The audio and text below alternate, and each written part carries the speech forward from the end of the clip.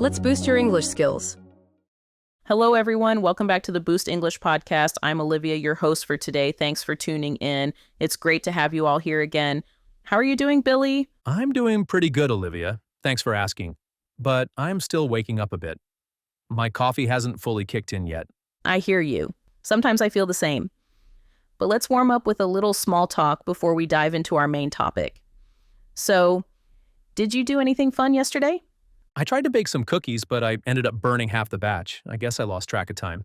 On the bright side, the ones that survived were delicious. Well, that's not too bad. At least you got a few good cookies out of it. Anyway, let's jump into our main discussion. As usual, we're going to have a casual conversation on a specific topic. By listening to our chat, we hope you can improve your English skills. Yes, and today's topic is something a lot of people can relate to. We're talking about how to stop feeling tired all the time. Exactly. Feeling exhausted day after day can make life miserable. We're going to share 5 ideas on how to boost your energy and feel more awake. Ready to start, Billy? Absolutely. I'm hoping to learn something new myself. So what's our first tip, Olivia? The first tip is to create a good sleep schedule. Many people underestimate the power of consistency. If you go to bed and wake up at random times, it's harder for your body to develop a steady rhythm. I totally agree. When I was in college, I slept at odd hours. Sometimes I'd stay up until 3 a.m. Other nights I'd pass out at 9 p.m. It messed with my energy levels a lot. Yes, it does. Try going to bed at the same hour and waking up at the same hour every day. If you keep a regular pattern, your body can learn when to shut down and when to get active. That makes perfect sense. It's like training your brain, right? Once it learns your routine, it helps you feel more rested. Exactly. Now, let's move on to the second tip. Stay hydrated. You wouldn't believe how many people walk around feeling sluggish, and they just haven't drunk enough water. Really? That's one of my biggest problems. I often forget to drink water because I get so focused on work. By late afternoon, I'm super tired, and I realize I've only had coffee or tea all day. Yes, that used to be me too. I'd go hours without a single sip of water and wonder why I was so drained. Our bodies need water to function properly. Even slight dehydration can make you feel fatigued. That's true. Now I keep a big water bottle on my desk so I can remind myself to take a gulp every now and then. It does help. Great idea. And it's simple enough for anyone to do. All right, moving on. The third tip is to get moving. I don't mean you have to run a marathon, but a bit of exercise can do wonders for your energy. That's interesting. Sometimes people think exercise will make them more tired, but actually it can boost energy, right? Definitely. When you do some physical activity, your body produces endorphins. These help you feel more alert and positive. A short walk, some gentle stretches, or even a quick dance break can lift your mood. I love that idea. Dancing in your living room for 10 minutes can wake you up better than a second cup of coffee. It sure can. Plus, it's a lot of fun. Let's move to our fourth tip. Eat nutritious foods. Everyone knows junk food can make you crash, but it's hard to resist sometimes. Right. A bag of chips or some fries can taste amazing, but you get that quick spike of energy followed by a crash. Then you feel even more tired. Exactly. Try to include fruits, vegetables, whole grains, and lean proteins in your diet. Complex carbs give you sustained energy. And don't forget healthy fats like avocados and nuts. I used to skip breakfast, but then I'd be starving by lunchtime. I'd load up on fast food and end up sleepy in the afternoon. Now I try to eat some oatmeal or eggs in the morning, and I feel better through the day. That's perfect. Small changes in your diet can really help you maintain energy. Now, for our final tip, manage stress. Stress can drain your energy faster than just about anything else. Oh, I know all about that. When I'm stressed, I can't sleep well, I forget to exercise, and I skip meals or overeat. Everything goes downhill. Exactly. Stress affects our bodies in many ways. Practicing relaxation techniques like meditation, deep breathing, or even journaling can help. I've tried meditation a few times, and it does calm me down, but I'm not always consistent with it. I understand. It takes practice, but consistency can pay off. Even a few minutes a day can reduce stress and give you a mental break. That's good advice, and it's free. So, do you have any particular relaxation technique you like best, Olivia? I enjoy guided meditation. Sometimes I look up a short video online, close my eyes, and just follow the instructions. It's like giving my mind a little vacation. Sounds nice. Maybe I'll give that another try. So that's our big five. Keep a regular sleep schedule, stay hydrated, get some exercise, eat nutritious food, and manage stress. Yes, these tips might seem obvious, but actually following them is key. It's easy to forget how important these basic habits are. Exactly. Before we continue, how about we share any personal stories or funny moments related to feeling tired? Sure. One time I was so tired in high school that I actually started nodding off in class. My teacher noticed and asked me a question. I had no idea what she said, so I answered, maybe. It was totally random. Oh, wow. What was the class? It was geometry. Everyone started laughing because maybe wasn't a real answer, but I just couldn't even think straight. That sounds awkward but funny. I remember a time in college when I stayed up all night working on a project. The next morning, I was so exhausted that I tried to microwave my phone instead of my breakfast. Luckily, I realized just in time. That would have been a disaster. Yes, definitely. It shows how our brains don't work well when we're sleep deprived. Exactly, it's dangerous. And it's easy to make mistakes when we're that tired.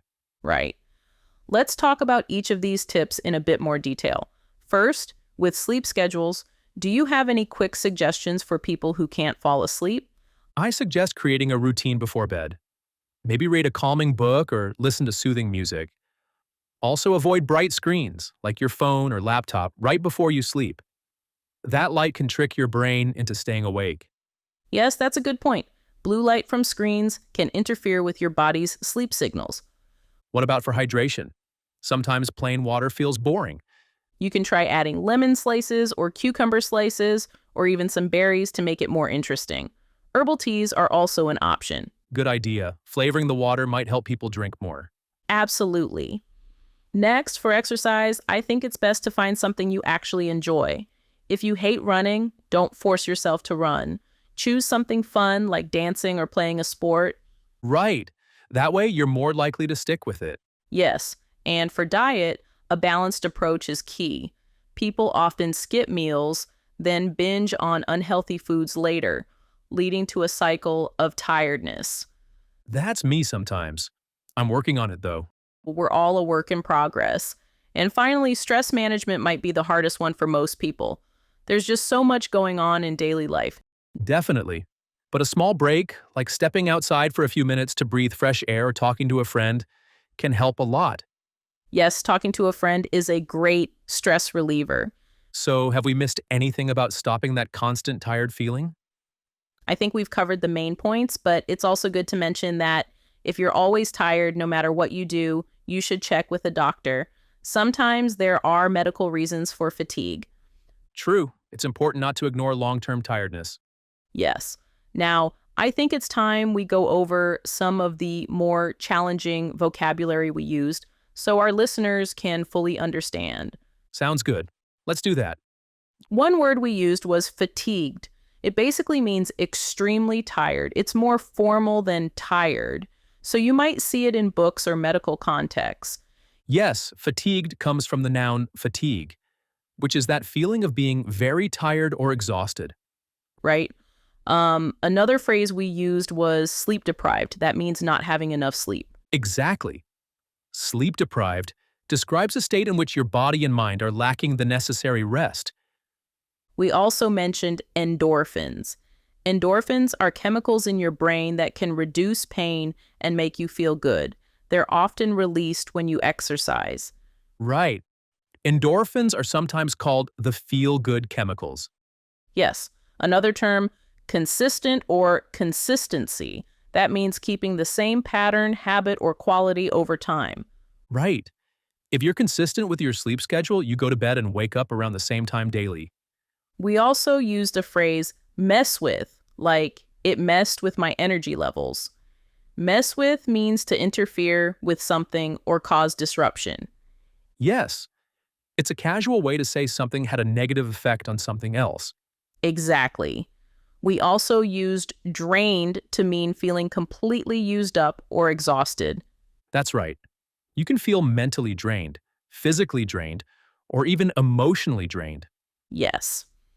Another idiom we used is go downhill, like everything goes downhill. It means everything starts to get worse and worse. Yes, that's a common English phrase. When things go downhill, they get worse over time. Right?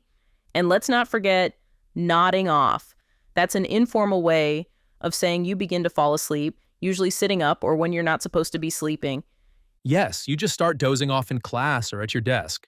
We also talked about binge on food, which means to eat a lot of something in a short time, often junk food. Yes, binge can also apply to watching TV, like binge watching, but here we used it for eating. Exactly. Last one I want to mention is blue light, which you get from screens like smartphones or computers. It's known for affecting your sleep if you look at it before bedtime. Yes, it's important to limit that light at night so your brain doesn't stay awake longer than it should. All right, everyone. Those are some key words and phrases we used in today's conversation. We hope this little explanation helps you understand our discussion better and boosts your English vocabulary. Yes, and if you need to, feel free to listen again or read the transcript to catch every word. Repetition is a great way to improve your language skills. Definitely. Well, I think that wraps up today's talk about how to stop feeling tired all the time. We hope you found our tips helpful and that you can apply them to your daily routine. Me too. Thanks for sharing those ideas, Olivia. I'm already motivated to get a better night's sleep tonight. Glad to hear it. And thanks to everyone for tuning in. We appreciate your support. If you enjoyed our conversation, please subscribe to the Boost English channel and join us for more episodes. Yes, we have a lot more topics coming up, so stay tuned. Absolutely. Until next time, this is Olivia. And this is Billy. Signing off from the Boost English podcast. Take care, everyone, and stay energized. Bye for now.